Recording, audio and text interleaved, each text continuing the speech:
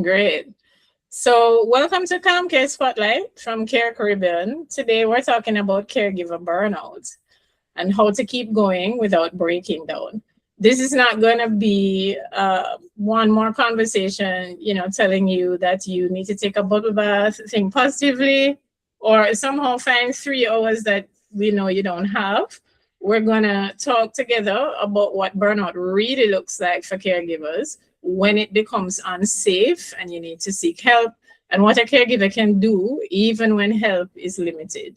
I'm Deborah Callender. I'm a physiotherapist, a dementia care educator, and the founder of Care Caribbean.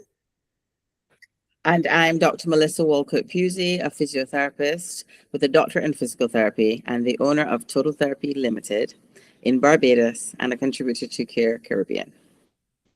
Hi, I'm Dr. Tanya Edwards. I'm a physical therapist. I'm an elder care physician, meaning I'm a doctor who takes care of older people. I'm also a doctor who works in the emergency room and a lecturer at the University of the West Indies. And a contributor to Care Caribbean. I'm really happy to have both of you, because hopefully soon, I know me and Melissa have been kind of not able to get to it, mostly because of issues on my side, but I hope that all of us soon will have courses or will have handouts and stuff that we've authored in the Care Caribbean community. The community is larger than just me. And I think that's important, because, it's important to have more than one voice. The three of us are co-hosting this conversation and bringing our different areas of professional experience to the same practical question, which is, how do we protect the caregiver and the person who is receiving care?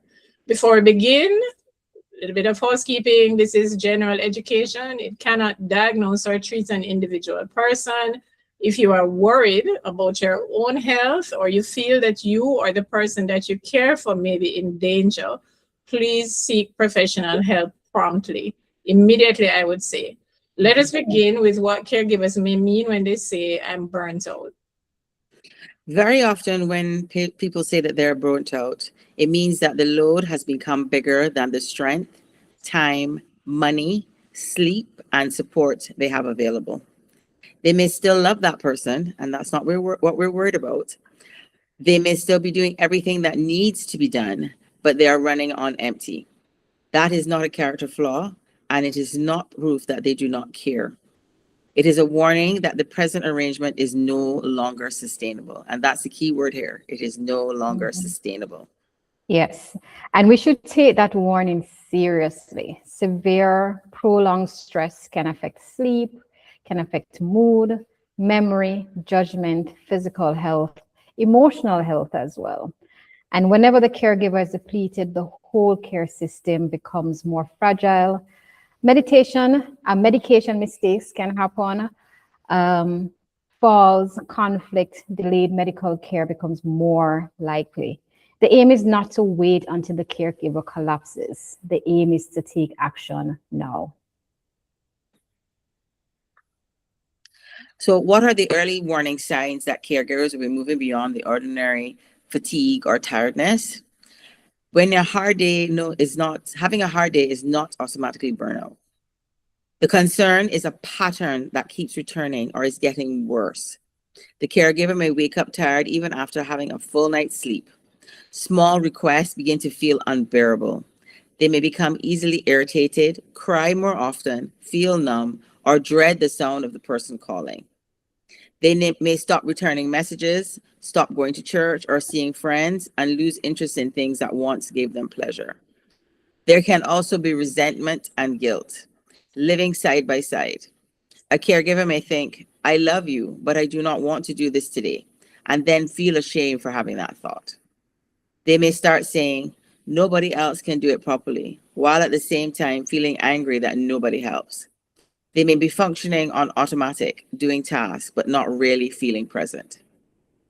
And that point about nobody can do it properly is really important, because it sounds like dedication, but it really also may mean that the entire care plan has become too dependent on one person, and that's really dangerous. Safe care must be able to continue even when that person needs sleep, whether they become ill or simply reach their limits. Exactly. Care doesn't have to be perfect to be safe and kind. If the whole arrangement depends on one person doing every task in one exact way, that is a brittle system and bound to break. The caregiver is allowed to teach someone else, accept good enough help, and protect some energy for tomorrow. We also need to look at what is happening in the caregiver's body. Tanya, Yes. what physical signs should not be brushed off as just stress? So persistent sleep problems. You may say, oh, I'm just tired and I haven't been sleeping and this is taking a toll. So persistent sleep problems, headaches, especially for those who have problems with, a history of chronic headaches. They may say, oh, it's just my migraine or just my regular headaches. Don't take it lightly. Don't brush it off.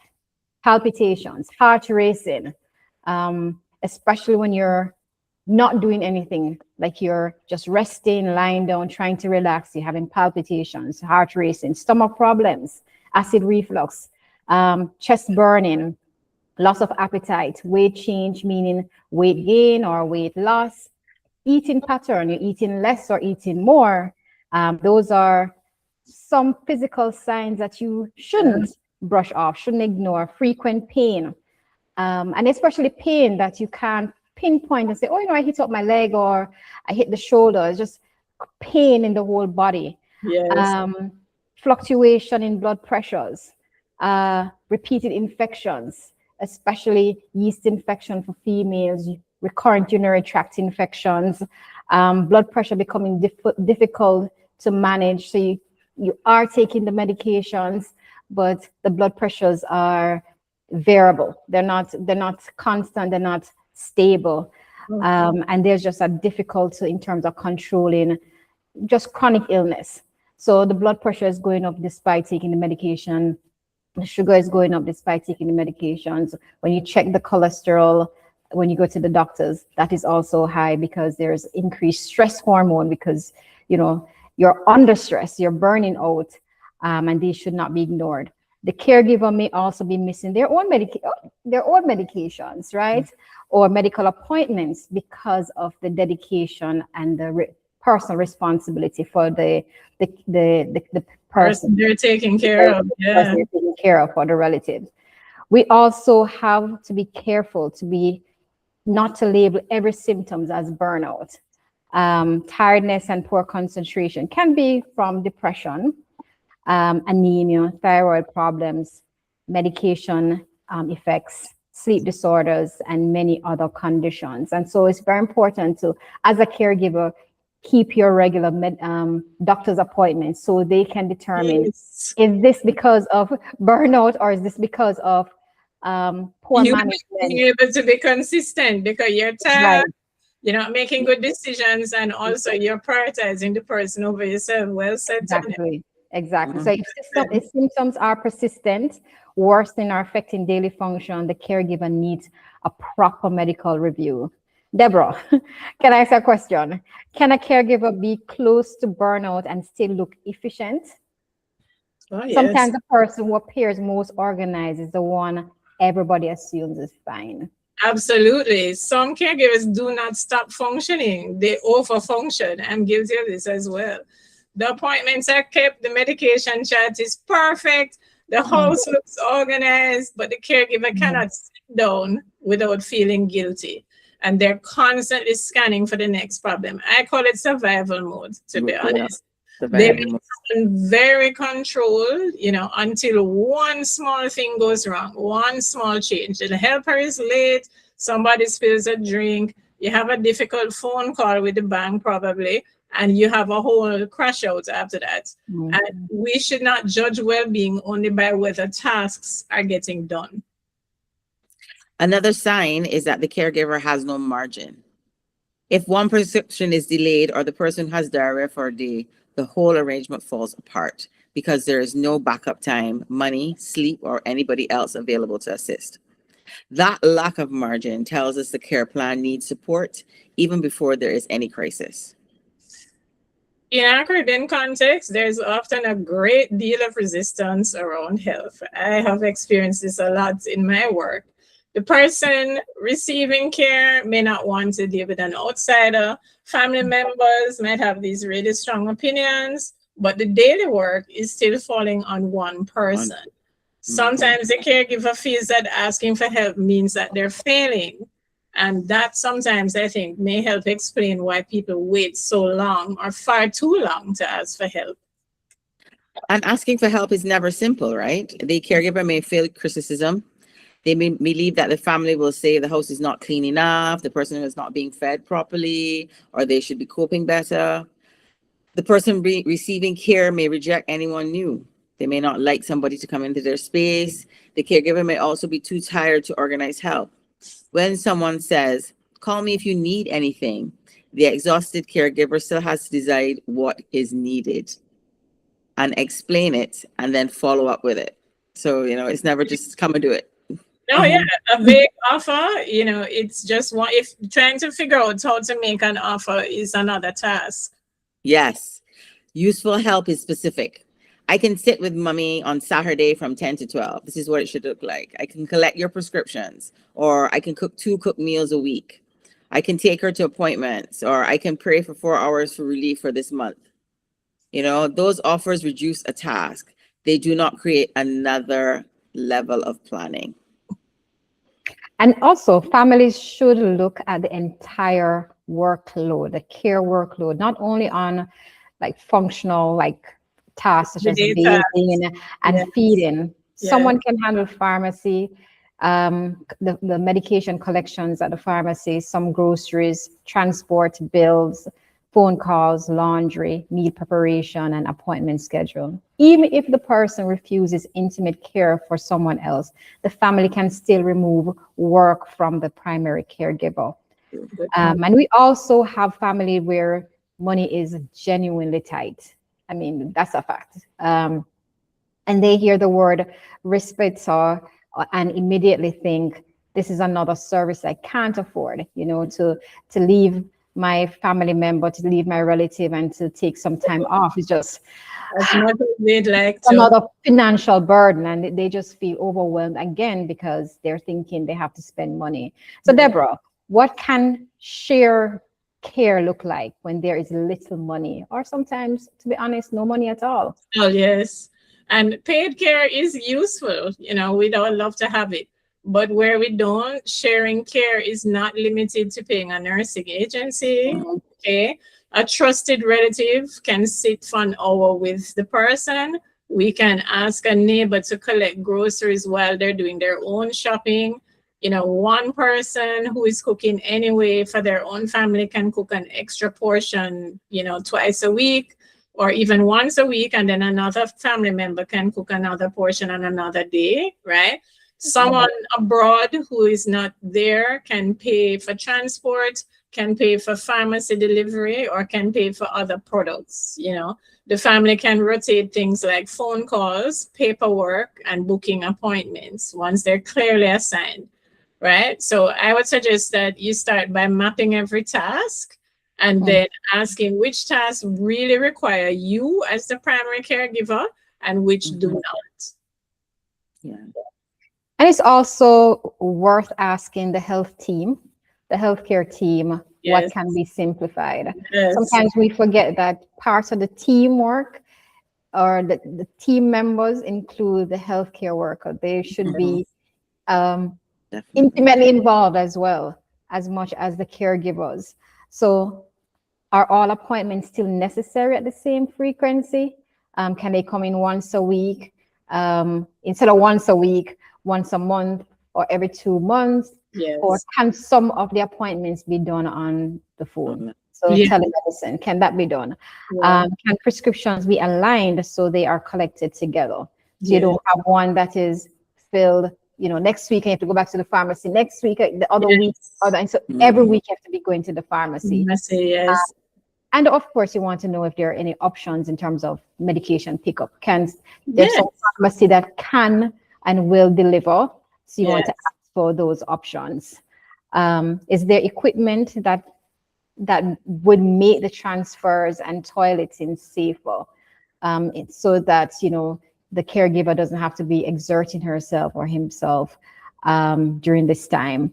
Is the caregiver doing a procedure that they have never been properly taught? So and procedure meaning or task, just lifting. I'm constantly surprised. I work with a transfer and bed belts, and every time somebody sees me use the belt, they're like, "Oh, like, what is that?" It's like on Amazon. You too can get it. But then when they purchase the belt, the nurses don't use it because they haven't been trained to use it, and they don't. There are videos for the belt that I use on YouTube that anyone can look up, but it's good to point them in that direction. Or they can watch me when I come install the belt, and I'm happy to teach it. But a lot of the time, caregivers are doing a lot of things, or they feel they have to know how to do things. Like even, I don't know if you guys remember the transfer boards, where you can stick it under the person and help them to slide across the board into the wheelchair. And so there are a lot of caregivers that if they knew, it would make it, they would do it, but they don't know. They don't have a clue. And usually not to honk our horns as physios, but usually unless a physiotherapist is around, because these are all our wheelhouse as well. These are things we do, and these are things we use because we have to transfer patients and turn patients and so on. So unless they have access to a caregiver, a physiotherapist during their care journey, a lot of those things, they're doing them the hard way.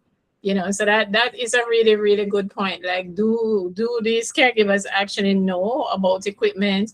Was it Melissa? I think it was Melissa and I who did the equipment episode. Yes, we did. Is a lot of caregivers afterwards have come up in my support group and gone, boy, I didn't even know about those things. And so we take it for granted because we're physiotherapists and we're trained to use things. But a lot of the time, the caregivers, even the walkers, Tanya, everybody knows this as a physio. The walkers, they buy in the pharmacy, and then or they buy a rollator. The other day, a young lady, a patient of mine, spent 25 grand on a rollator that her mother cannot use. Is completely inappropriate for her mother. She doesn't have the memory to engage. Mental capacity to do it, the strength. Right. So, it's a big question, if the caregiver is doing stuff or taking responsibilities that really they really don't know how to do properly. They're just doing the best that they can, with what they have. Right. And then sometimes what you'll find is that because the caregivers, sometimes they're tired. Once the physios are there, it's almost a break for them. So they don't get engaged in the session and they don't they don't learn. They just want the 5 minutes to just catch themselves. Want the 5 minutes to as a respite. And I have to say also that the exhaustion, so they're tired in the first place, but being tired is actually made worse when you don't have a really good care routine. So if you're tired in the first place and then you're also struggling to lift or struggling to get someone into a chair or struggling to get them from lying down, so sitting up and all of that stuff, it makes everything worse. And I have seen quite a few caregivers that we mentioned it already. They're so paralyzed that they can't really act. They're so tired, and it's the cognitive load of being that tired. They can't really even learn something. Because their bucket is full. They just can't take anything. There's nothing can go in. The bucket is full. They're so tired. Yeah. And a common response you'll always hear is that my mother or father will not allow anybody else in the house. Therefore I do it all on my own, right? Yeah. Deborah, how can a family member begin to start addressing this change? That's a common, I hear that a lot, especially in dementia care. And the patient's preference does matter. No one is saying it doesn't. But then again, we also have to balance that with the caregiver's health and the safety of the home. We have to think about those things. I would say start with some, less threatening help, so try to use, if you can use a familiar person. Sometimes you can't, and you have to introduce an unfamiliar caregiver. If you're doing that, make sure, even if the person is someone that the person knows, make sure that you are present while you're introducing the person. So don't just be like, hey, this is so-and-so, and they're here and disappear, stage left. You have to understand that it's going to be a gradual thing and that your presence is required. in terms of, keeping, in terms of helping that transition to be smoother. You want to also keep other things that you can keep consistent. So the day, the time of day that they come, whatever day it is, so if they're coming every day, or if they're only coming on Wednesday, or if they're only coming on Friday, keep that consistent so that everything else, all the other variables in that equation are constant.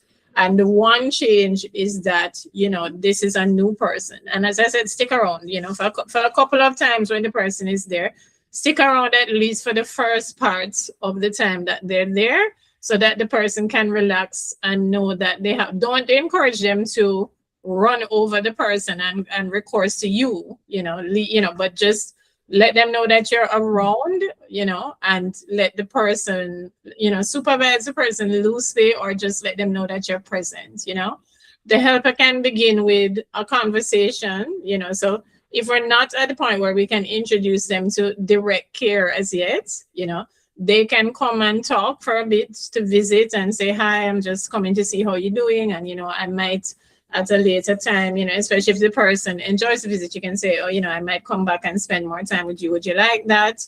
Or if the person is really adamant at first, then we can start with other things. You don't have to do, I tell my caregivers this all the time, you don't have to do groceries all the time.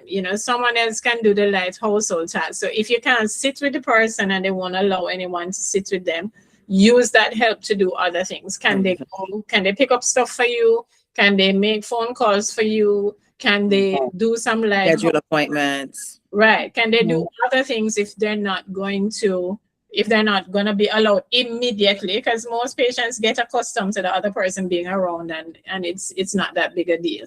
But we don't have to force the biggest change first. We can gradually. Deborah, I'm really happy if you brought up that point about introducing the person who wants to come in, a new person, or, not just introduce them then, but kind of sensitize whether or not they have cognitive impairments, if there's dementia, or just not able to function cognitively, mentally yet, but keep reminding them. Because I find like when a new person comes in and you say to that person, this is Deborah Calindo, and I'm going to, this is the person. So I don't know her, you didn't tell me. So no, man, I've been telling you from last week. Oh, and I would say, genuinely they've forgotten, but they'll say, oh, I forgot.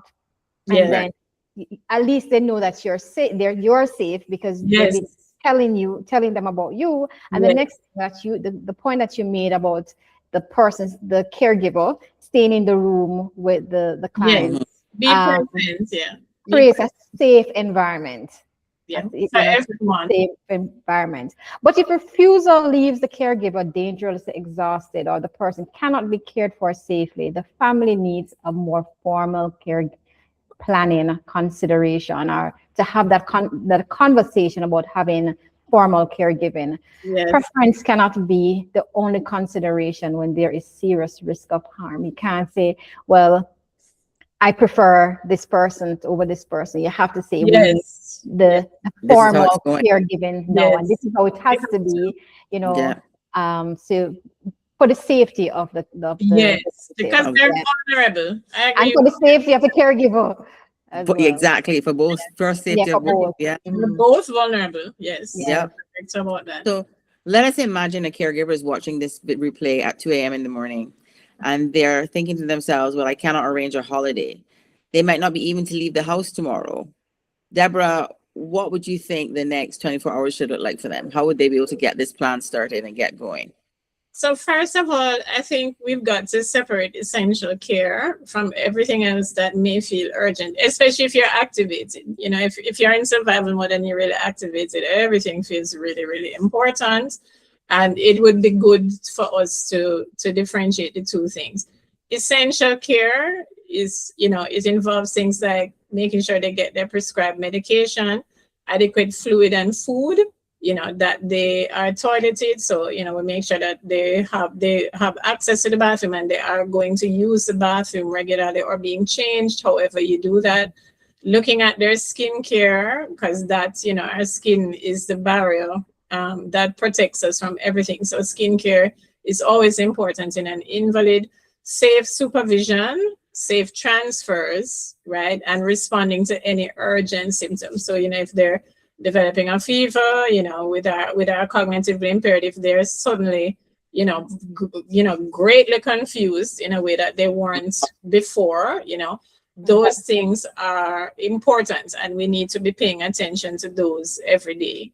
The entire house does not have to be, spotless. These are the things that are not that important. Visitors coming, we don't have to prioritize it, providing entertainment to visitors, especially on days that are very difficult, because we all know that there are, some care days are harder than others, right? So we don't have to have, every meal does not have, regardless of what you did before, every meal does not have to be, very elaborate. It just needs to be nutritious, okay?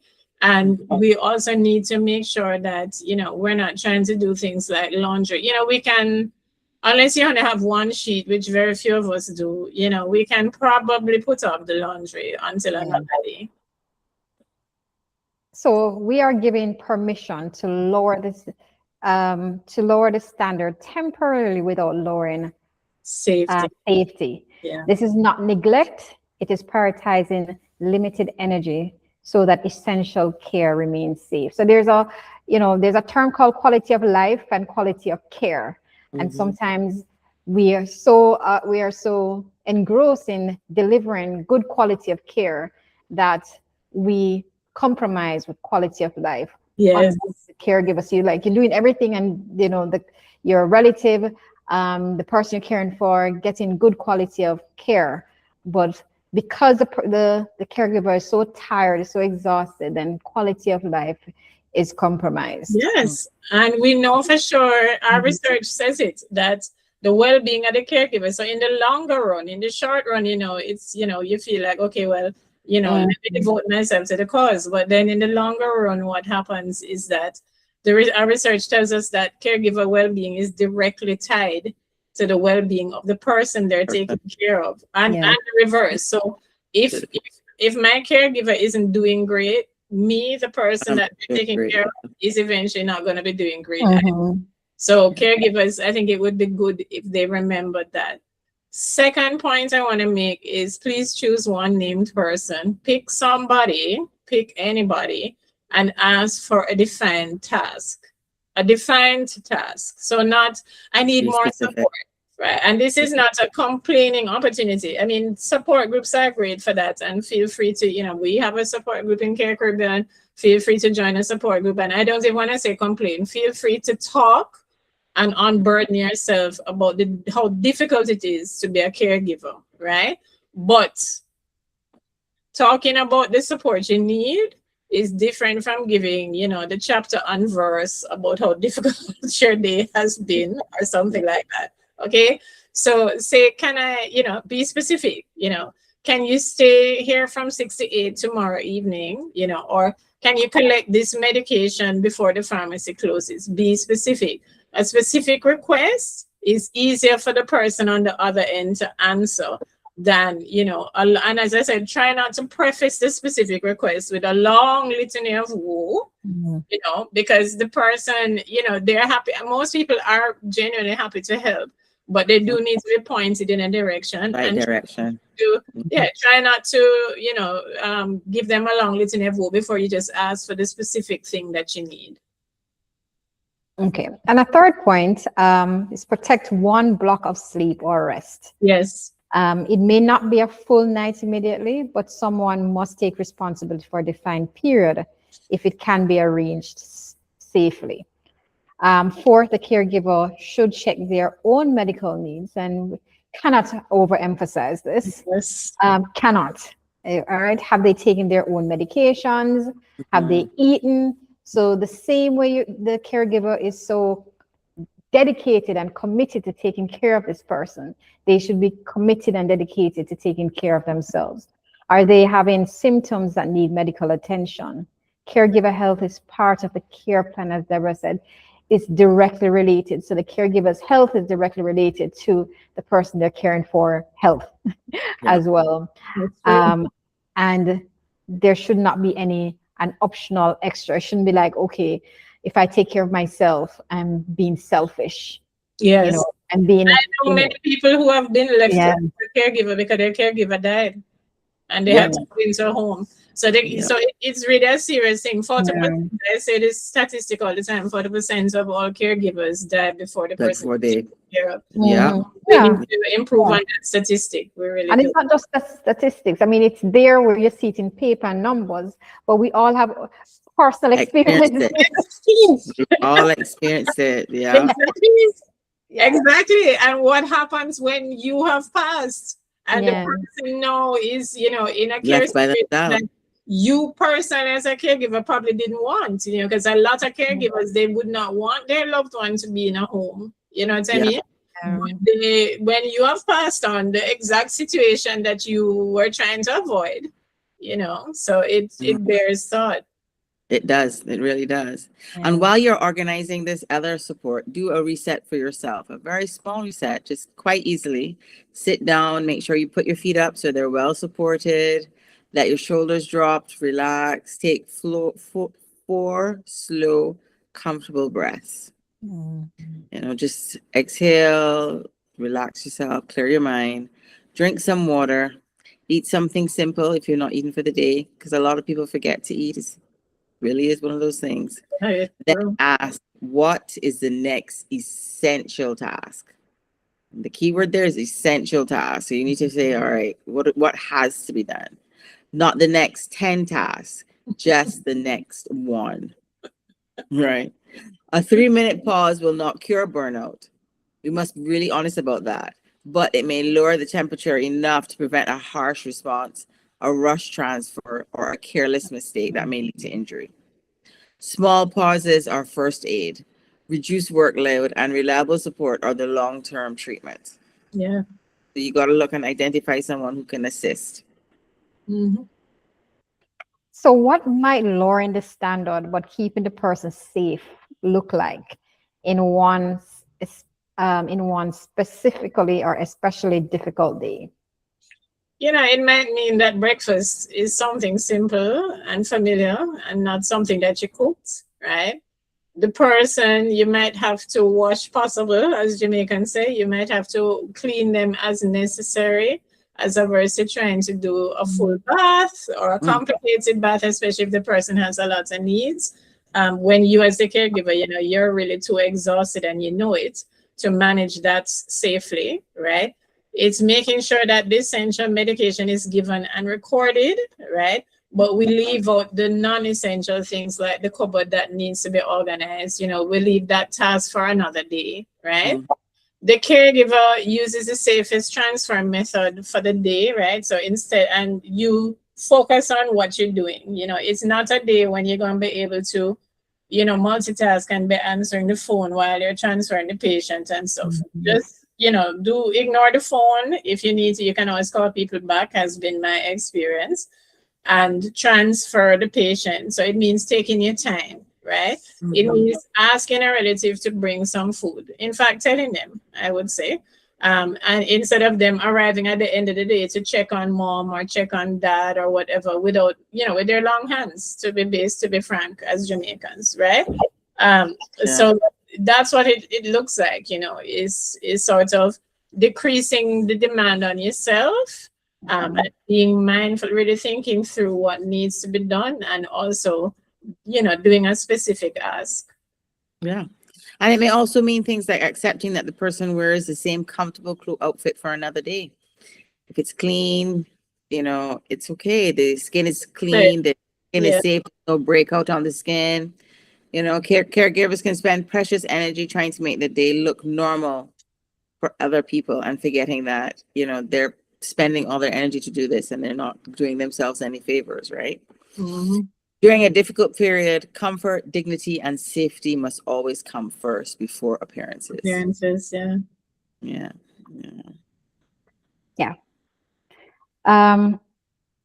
There I lost my train of thought.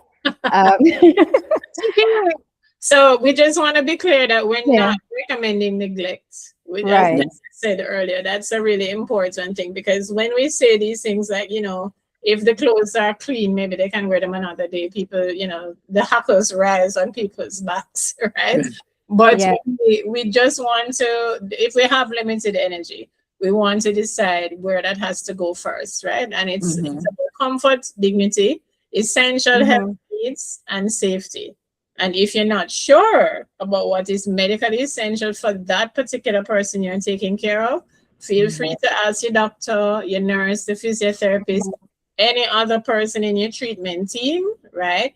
A clear care plan. I say this all the time, much to the frustration and annoyance of my caregivers.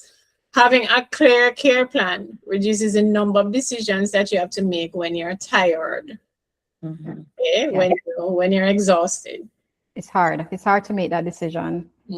It's hard, especially a decision that you have to think about. You don't want to make any impromptu decision and then later causing regrets. Yes. So caregivers often know they need limits. They know their limits, and they often know they need these limits. But the word boundary can sound as if they're abandoning the person. Sometimes they're neglecting, or they may feel like they're breaking their vows, or they're yes, especially I just thought about the spouses. Yes, Tanya. Especially they're saying, this is my obligation, this is what I'm supposed to do. And so any boundary means that you're pushing them away. Yes. And they don't see it as their own safety in terms of protecting themselves mentally and emotionally. So Melissa, what does a useful boundary sound like in real life, practically? Okay. A boundary says that you can do something safely and what you cannot continue doing and what must change. So those are three important things to think of: what you can do safely, what you can continue to do, and what has to change, right? It does not need to be a long difference. A caregiver might say, I cannot safely manage the nights and the full days without relief. I need you to cover Tuesday nights, or we need to pay someone who can do it. Right? So you're stating what's the problem, and then you're asking for the help that you need directly. You're not complaining about it. You're just telling them, this is what I need, and this is how you can assist me. To the person receiving the care, the caregiver might say, I hear that you prefer me, but Mrs. Brown will sit in for me for 1 hour while I rest. I will be back at a specific time. Notice that the caregiver is calm and respectful, but is not reopening the decision every 5 minutes. So this is what we're doing. I'll be in the other room sleeping. I need the 5 minutes, need the hour. For the family member who gives advice from a distance, a useful response is thank you. Which part can you take responsibility for? That can gently move the conversation from, people offering often unsolicited and frequently unwelcome opinions to them beginning to focus on how they can also offer practical help. Exactly. If they cannot be physically present, perhaps they can pay a bill, order groceries, because many places now you can have the groceries delivered, or transportation, call the doctor's office, or contribute to paid care. Yeah. Right. You don't have to pay all of it, but maybe you can contribute what you can, right? Something, yeah. Especially if you're not available in person to do much. Right. To do the physical lifting. Concern should become a task, a shift, or a contribution. Right. And there should also be a backup sheet. Yeah. If only one person knows the medication list, the doctors, the appointments, the routines, the emergency, that's just a lot to know all of this. The household is at risk when that caregiver becomes sick. They don't know anything.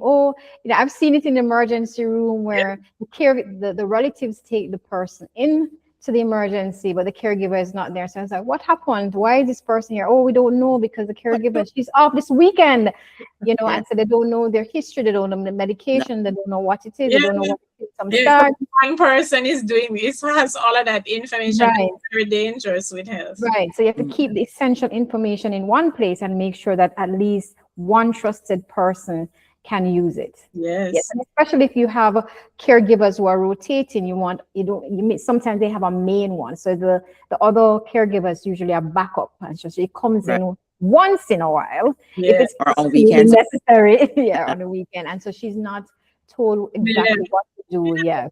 Yeah, and they should know where to find stuff. I like to Know where talk to find about stuff. documents it, keep a book, it doesn't have to be complex, but it should. I mean, we spoke about this in our episode about A&E, Tanya. Yeah. But it Yes. really is important, and there's a log now in the community that you can use so that you have everything in one place if you have to go to any. It is important that the doctors, when they're coming to deal with you, especially in an emergency situation, they have the information they need, to help your loved one as quickly as possible. Okay. Mhm. But sometimes the difficulty is not only the work, caregiving can reactivate old family wounds, resentments, Resentment. pattern in which one sibling has always been expected to sacrifice more. We may not solve the whole family history, and I don't think you should ask your health professionals to participate in that. But we still have to make the present care arrangements safer and more honest for everyone. Mhm. Agree. Yes, yes. Caregiving can reopen every role in the family, every old wound. The responsible child becomes even more responsible. The person who avoided conflict continues to avoid it. The sibling who lives abroad may feel guilty and respond by criticizing. Yeah. We may solve the whole family history, but we can make the present arrangement clearer. These are the tasks. List them out. These are the risks. Mhm. List risk of falling, This is what one person can reasonably do, and Yes. this is what must be shared. Yes. Right. I can't do all the I can't do all the nights. Somebody needs to come in and take one. Which night works best for you? You can tell me which one you want. We can work accordingly. Mhm. Right. So keep the discussion tied to observable needs. So instead of saying you never help, say there are 7 night shifts this week. I can safely cover 4. Who will cover the other 3? Specific information makes it harder for the family to hide behind general concerns, right? Just say, well, I can do a night. I can do a night whenever. Yeah.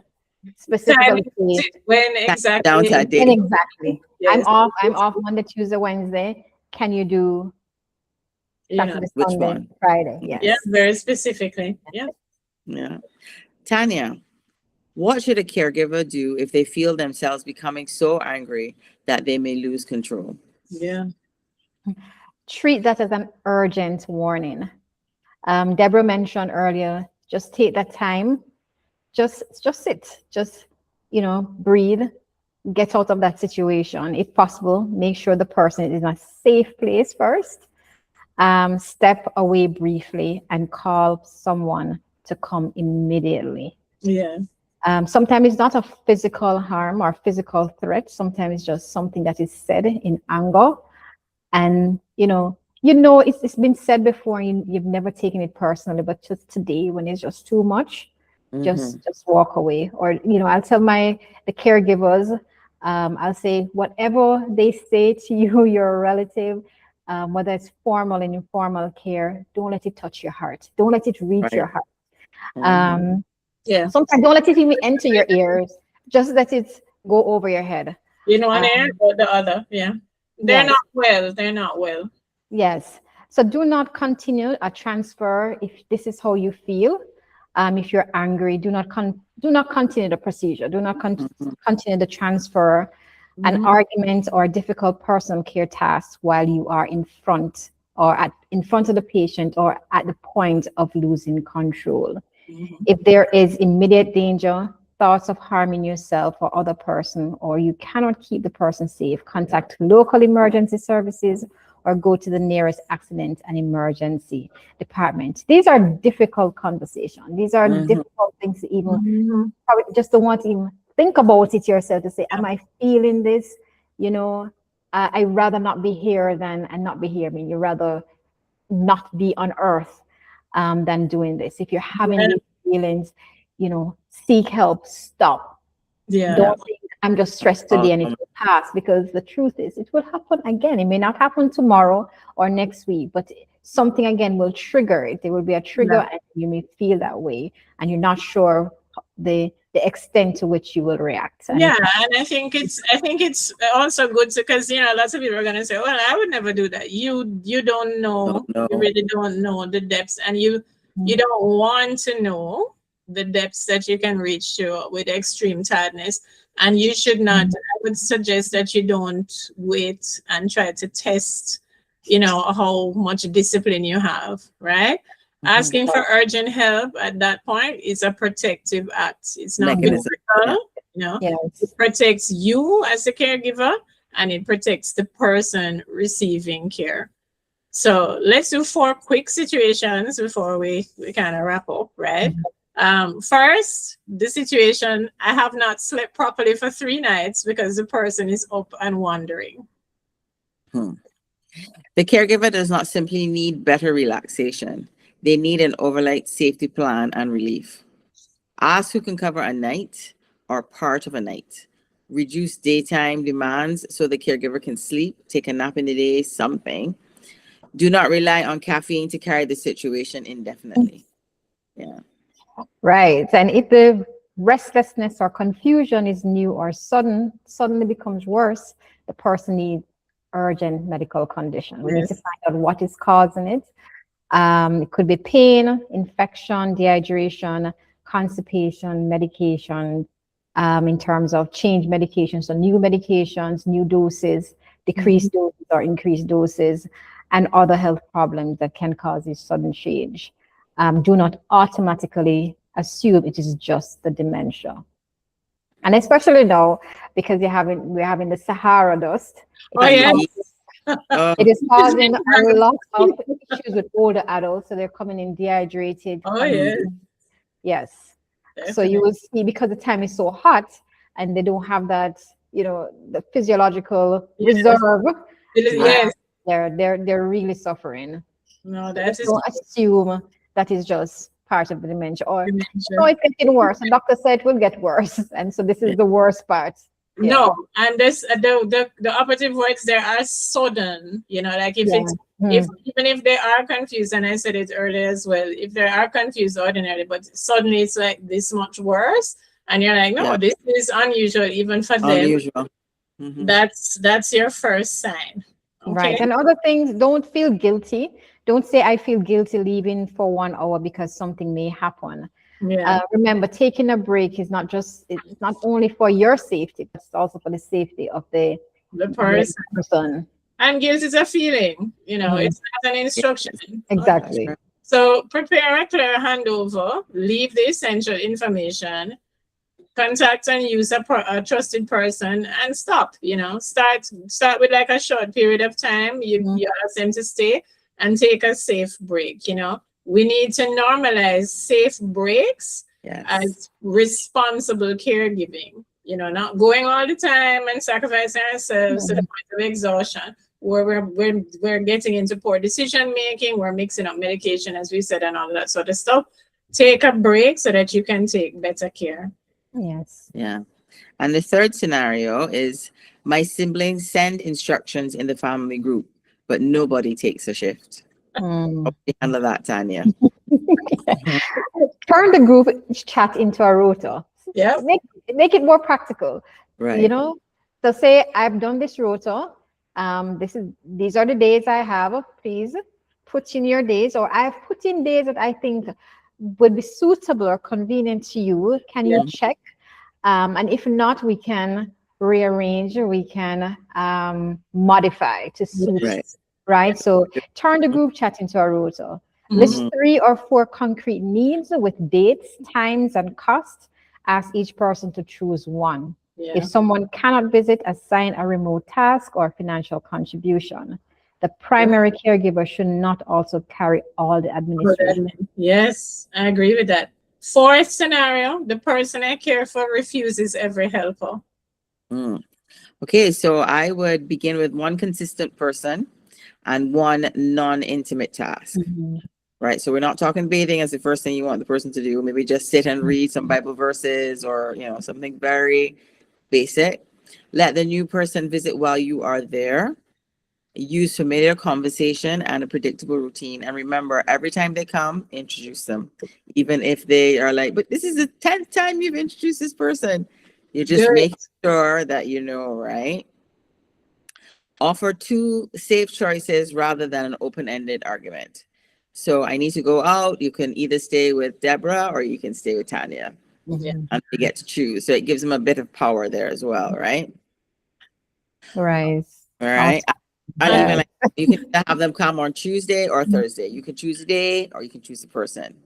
If refusal continues and care is becoming unsafe, bring the healthcare team and family into the planning. So talk to the other relatives. Sometimes they don't want to hear it from you. They may need to hear it from an elder sibling. They may need to hear it from an aunt. So you need to bring everybody into the group and figure it out. Yeah. Tanya, we need to be very clear about the line between I need support soon and I need urgent help now. Yes. It's worth saying again. Yes, Tanya. Yeah. Yes. Arrange a medical appointment soon if stress symptoms are persistent. So worsening or interfering with sleep, not eating, or eating too much. These symptoms are interfering with work, so you're calling for several times for the week to say, I can't make it, or you have to leave early, or you're coming in late. Not taking your medications on time, or not just not taking the medication on time, but not remembering.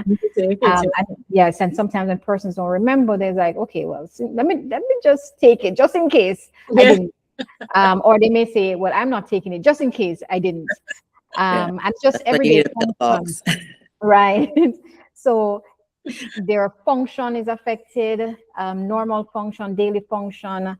They're not able to do regular normal tasks. Yeah. Also seek help if you are withdrawing from everyone. You don't want to see. Yes. You just,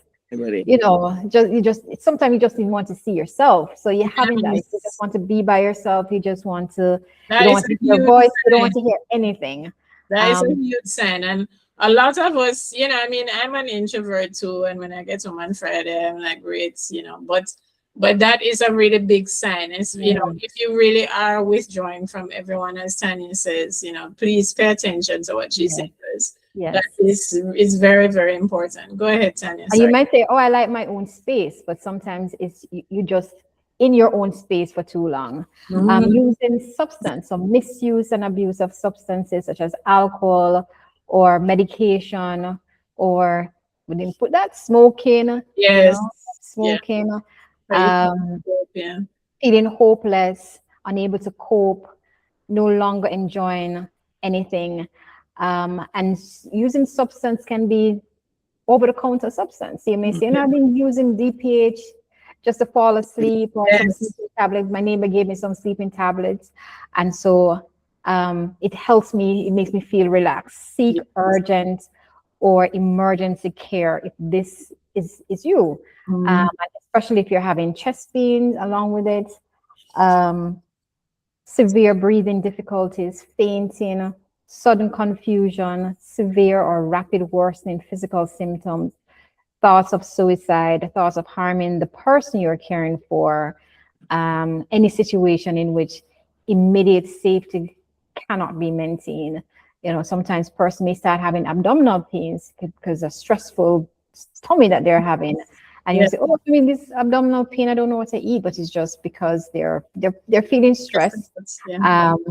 And so they need to seek help ASAP, as soon as possible. Do not drive yourself. If you feel faint, confused, unsafe to drive, call for help. Deborah, what would you say to the caregiver who hears that list and thinks, but other people have it worse. I should be able to cope. I hear that all the time. I've been doing this for years.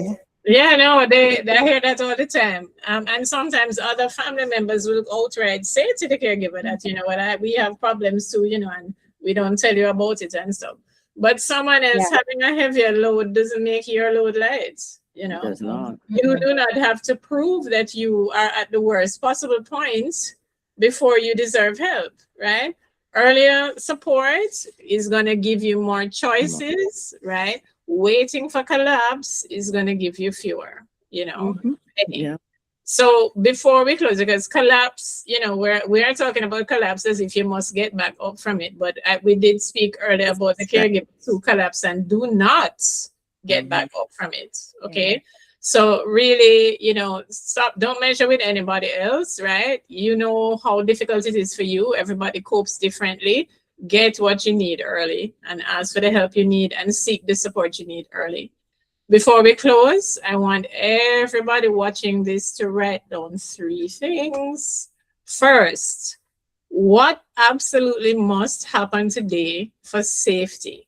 That's the first question. Second, what can wait until tomorrow or be done less perfectly? And third, who can take one specific task off of me today or tomorrow? Okay? And I have another one. Then add one health action for yourself. Yes. That may be taking your prescribed medication, eating, arranging a medical appointment, or telling someone honestly that you're not coping. And then add one protective pause.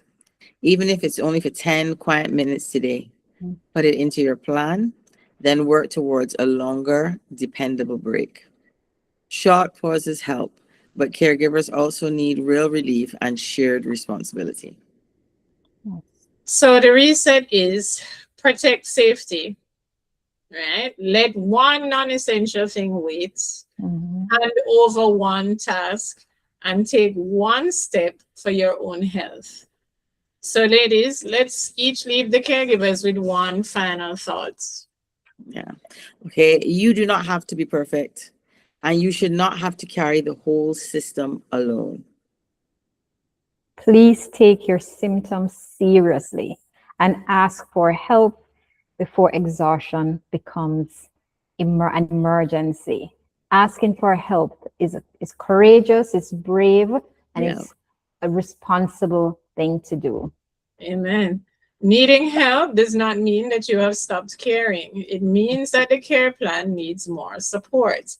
Name what is happening, reduce what can be reduced, and bring in one other person, one calm step at a time. Yeah. And join us in the Care Caribbean community for practical caregiving support, education, and conversations. And if this episode helped you, share it with another caregiver and leave your question for the future Calm Care Spotlight. Thank you for watching. For all, I just welcome everybody who will be watching, and thank you for watching from All three, of us. Melissa, and myself, Tanya. Have a great evening. Thank you, Tanya. Bye, ladies. Bye. Thank you, ladies. Bye-bye. Thank you.